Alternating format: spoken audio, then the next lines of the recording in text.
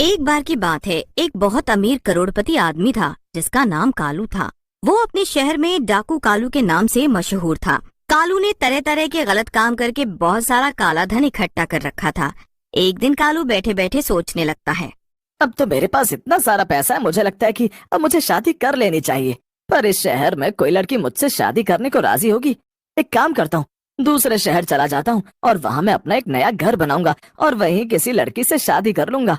कालू ये फैसला कर लेता है और कुछ ही दिनों में वो नए शहर में शिफ्ट हो जाता है। वहाँ वो अपने लिए एक बड़ा सा घर बनवा लेता है। इस शहर में कालू को कोई नहीं जानता था। उसके पड़ोसियों को लगता था कि कालू एक बहुत अच्छा आदमी है। पड़ोसियों में ही एक लड़की थी, मीना। एक दिन मीना कालू के घर आती है। वाह, कितना बड़ा घर है। अरे, कोई है यहाँ पर? जी बताइए, आपको मुझसे कुछ काम है क्या? जी, क्या वो मुझे थोड़ी सी शक्कर मिलेगी? कालू को मीना बहुत पसंद आती है और मीना को भी कालू के पैसे से प्यार हो जाता है। कुछ ही दिनों में दोनों में अच्छी दोस्ती हो जाती है और दोनों एक दूसरे से शादी कर लेते हैं। मीना भी अब करोड़पति थी, पर उसे नहीं पता था कि कालू का सारा पैसा गलत काम से आया है।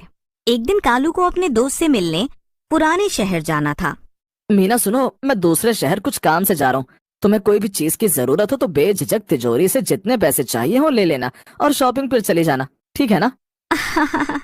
हाँ जी हाँ, जरूर। आप तो मेरा इतना ख्याल रखते हैं कि मुझे लगता है मैं दुनिया की सबसे खुशनसीब औरत हूँ। हाँ, तो इसमें भला कोई शक है क्या? तुम तो दुनिया की सबसे खूबसूरत और खुशनसीब औरत हो।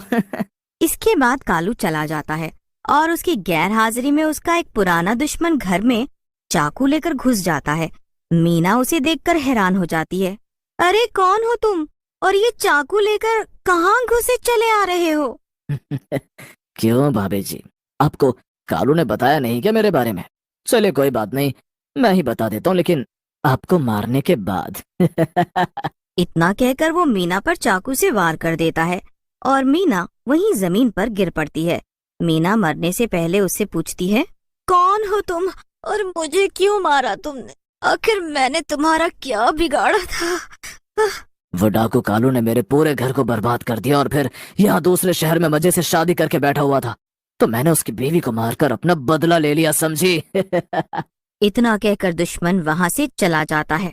मीना मरने के बाद एक चुड़ैल में बदल जाती है। आखिर ये सब हुआ क्या और कैसे? मैंने अपना पूरा बचपन गरीबी में बिताया और जब मेरे अच्छे दिन शुरू हुए तो किसी ने मुझे मार ही डाला।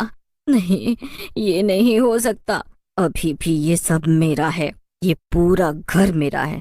मैं करोड़पति चुड़ैल बनकर इस घर में रहूंगी और यहाँ से कहीं नहीं जाऊंगी। पर पहले मैं इस कालू की सच्चाई का पता करूंगी। इसकी वजह से मुझे बेवजह मरना पड़ा। उधर जब कालू वापस शहर में लौटता है तब वो देखता है कि उसके घर में मीना की लाश पड़ी हुई थी। हे भगवान, ये क्या हो गया? किसने मारा मेरी बीवी को? अब क्या होगा? जरूर वो मेरा कोई पुराना दुश्मन होगा। अभी पता लगवाता हूँ अपने गुंडों से कि ये किसका काम है। चुड़ैल कालू की सारी बातें ध्यान से सुन रही थी। कालू अपने कुछ दोस्तों से फोन करके पता लगवा लेता है कि मीना को चिंपू ने मारा था। चिंपू के घर में कालू ने डाका डाला था और सारा पैसा लूटकर उसके परिवार को भी मार डाला था।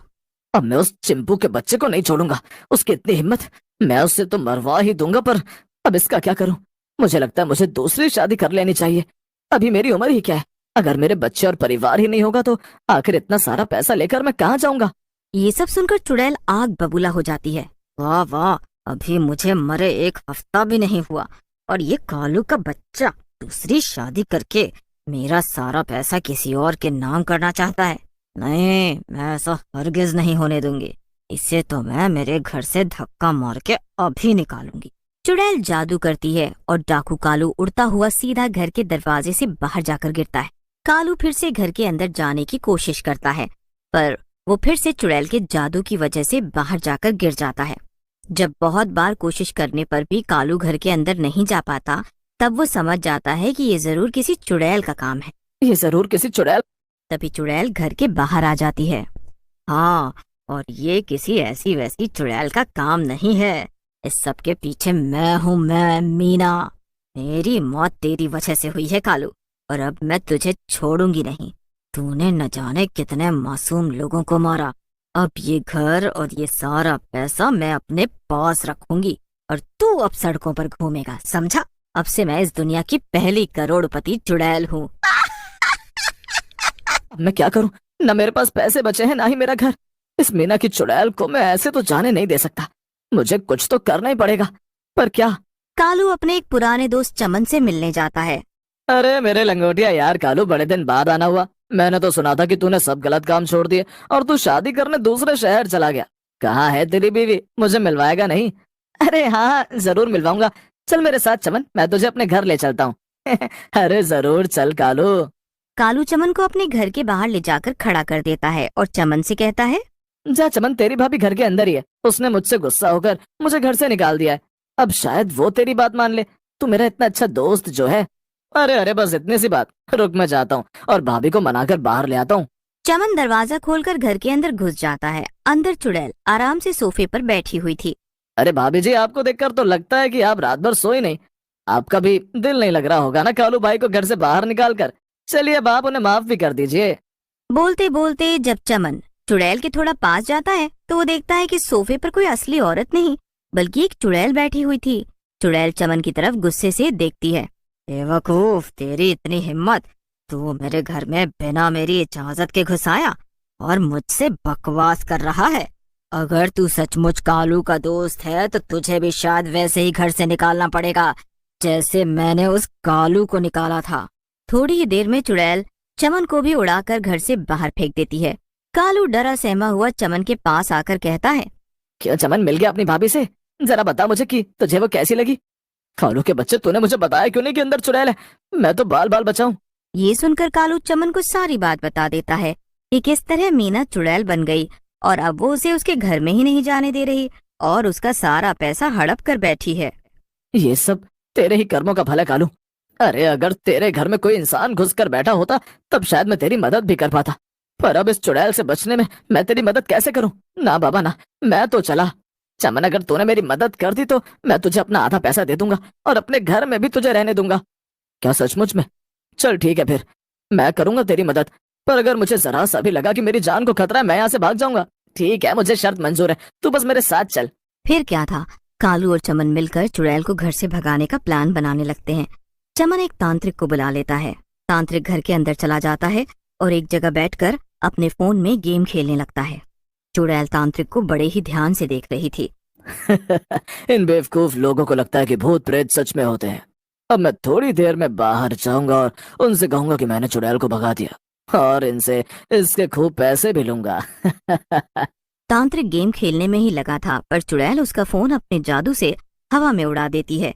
चुड़ैल तांत्रिक के सामने आ जाती है। तो तुझे क्या लगा वो दोनों पागल हैं जो इतना डर रहे हैं? वरना मैं तुझे ही तेरी इस भूत पकड़ने वाली बोतल में कैद कर दूंगी। नहीं नहीं, बताओ मुझे क्या करना है।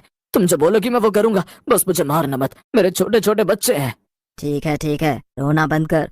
तू अपनी ये बोतल मेरे पास रख दे और बाहर जाकर चमन और कालू से कह कि तूने मुझे बोतल में कैद कर दिया है। तांत्रिक ठीक ऐसा ही करता है। जाओ, मैंने उस चुड़ैल को बोतल में कैद कर दिया है और वो बोतल अंदर ही रखी है। अब मैं जा रहा हूँ यहाँ से। अरे लेकिन आपको अपने पैसे नहीं चाहिए? वो मैं बाद में ले लूंगा, अभी मुझे कहीं जाना है। कालू और चमन खुशी खुशी घर के अंदर जाते हैं और बोतल को उठाकर ध्यान से देखने लगते हैं। अरे चमन, मुझे तो बोतल में कहीं चुड़ैल नहीं दिख रही। ऐसा क्यों? ऐसा इसलिए कालू मेरे भाई क्योंकि वो चुड़ैल हमारे ठीक सामने खड़ी है। अरे भागो यहाँ से। चमन जल्दी से वहाँ से भाग जाता है पर इससे पहले कि कालू भाग पाता चुड़ैल कालू को अपने जादू से बोतल में कैद कर लेती है। अब आया ना मजा, अब हुआ है मेरा बदला पूरा। अब मैं तुझे इसी घर में सजा कर रखूंगी, हमेशा अपनी आंखों के सामने। तू हमेशा इसमें कैद रहेगा।